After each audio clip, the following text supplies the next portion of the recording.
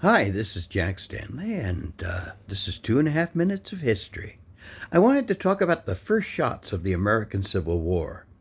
Now, of course, we always hear about the firing on Fort Sumter. But I want to talk about something that doesn't get talked about very often, that really are the first shots of the American Civil War. And that is, in early January of 1861, President Buchanan hired a ship called the Star of the West and loaded it with soldiers and provisions and sent it to Fort Sumter. As the ship entered the harbor, it was fired upon from Morris Island by cadets from the Citadel. And the ship was hit, the ship was damaged, and the ship could not get to Fort Sumter.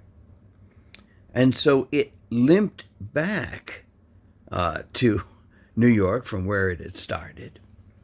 And all hell broke loose in the North, and to a degree all hell broke loose in the South over this issue. And Buchanan was terrified at that point and did nothing more. But the thing that's very interesting about this whole thing is that the governor of South Carolina announced that if another ship is sent to Fort Sumter, they will look upon it as an act of war. Therefore, in April of 1861, the new president, Abraham Lincoln, knew the war was going to start. But he needed the South to fire first. So he sent ships to Fort Sumter. And he went beyond that. He sent a telegraph message to the governor of South Carolina saying, "I'm sending ships to South Carolina and to Fort Sumter." And he knew what was going to happen. And it did. They fired upon Fort Sumter, and the war was started.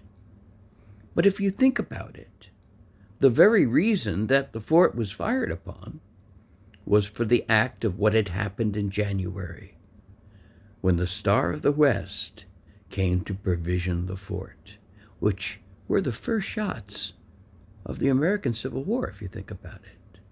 Something we don't talk about very often, but a very, very important issue that had profound consequences.